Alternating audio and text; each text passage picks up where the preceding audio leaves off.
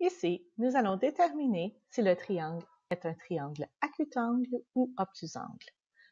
Pour ce faire, on doit déterminer si la valeur de l'angle C est inférieure ou supérieure à 90 degrés. Utilisons la loi des cosinus. La loi du cosinus est donnée sous trois différentes versions. Dans notre cas, on cherche à calculer la valeur de l'angle C. Cette variable se trouve ici. Nous avons donc besoin d'utiliser la troisième version de l'équation. Éliminons ces deux versions et préparons-nous à effectuer le calcul.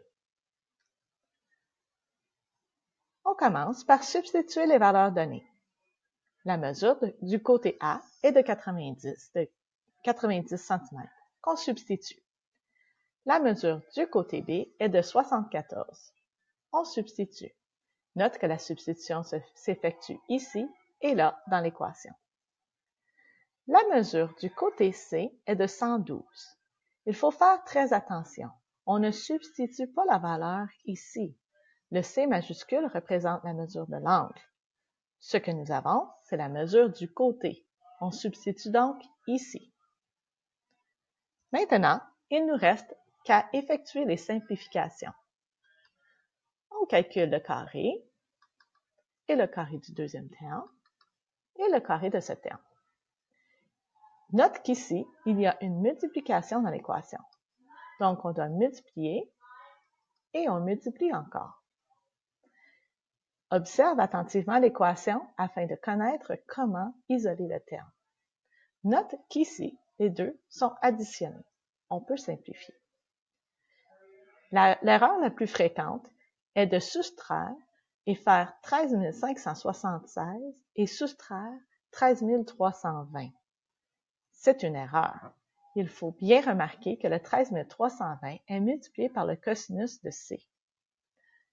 Remarque que je peux réarranger les termes de cette façon-ci. En les plaçant comme ceci, tu peux clairement voir qu'on ne peut pas tout simplement simplifier ces deux valeurs.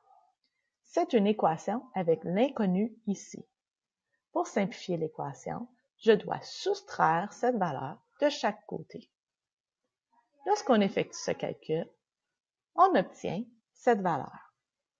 Maintenant, le cosinus de C a été multiplié par cette valeur. Pour simplifier, je dois donc diviser de chaque côté avec cette valeur. On calcule et on obtient 77 millièmes. Il nous reste maintenant qu'à calculer la valeur du C.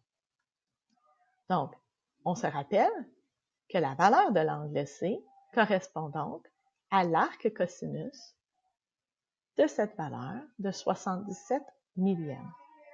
Avec la calculatrice, on s'assure que la calculatrice soit bel et bien en degrés et on obtient une valeur de 85 et 58 degrés. Ça veut dire que la mesure de l'angle C ici est de 85 et 58 centièmes de degré. On peut donc conclure que notre triangle est un triangle acutangle.